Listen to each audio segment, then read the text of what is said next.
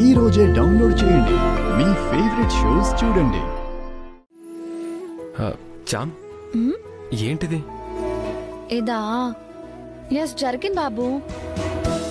Ash అన్నట్లు యష్ ఏంటి? యశ్వంత్ని నాకు అలా పిలవాలనిపిస్తోంది. ఓ, అప్పుడే నిక్ నేమ్ తో పిలుచుకునే అంత క్లోజ్ అయిపోయారా? అంటే తను కూడా నన్ను మయూరి అని పిలుస్తున్నారు కదా. అందుకని నువ్వు అతనికి ఒక నిక్ నేమ్ పెట్టి పిలుస్తావా? తప్పేముంది బాబు? మరి నన్ను కూడా డ్రైవర్ బాబు, లాయర్ బాబు అని పిలవకుండా ప్రేమగా ప్రేమ్, ఇంకా ప్రేమ్ అను ఏదో ఒకటి అలా పిలవచ్చు కదా. ఓహో, మిమ్మల్ని కూడా ప్రేమ్ బాబు అని పిలవమంటారా? ఈ చిట్టి బాబు, చంటి బాబు అన్నట్టు మధ్యలో ఈ బాబు ఎందుకు? ప్రేమంటే ముద్దుగా ఉంది కదా.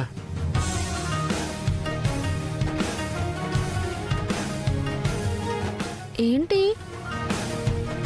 మీరేదో ఫీల్ అవుతున్నట్టున్నారు? నేనా? నేనెందుకు ఫీల్ అవుతాను? అలాంటిదేం లేదులే.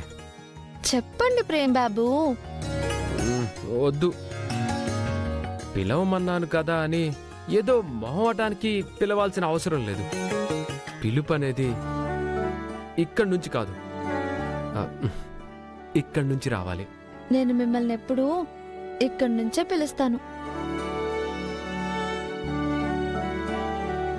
అక్కడి నుంచి పిలిచినట్టు నాకేం అనిపించట్లేదు. ఎందుకో? నిన్న కాక మొన్న పరిచయం వాణ్ణి ముద్దుగా యష్ అని అంటున్నావు.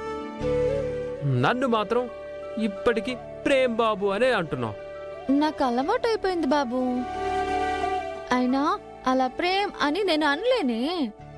అదే ఎందుకు పిలవలేవు అంటున్నాను. అనొద్దని ఎవరైనా చెప్పారా? నేనేమైనా చెప్పానా?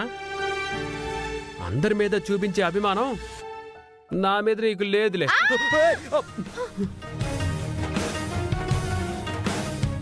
ఏమైంది? యష్ బాబు జర్కిన్ నలిగిపోతుంది.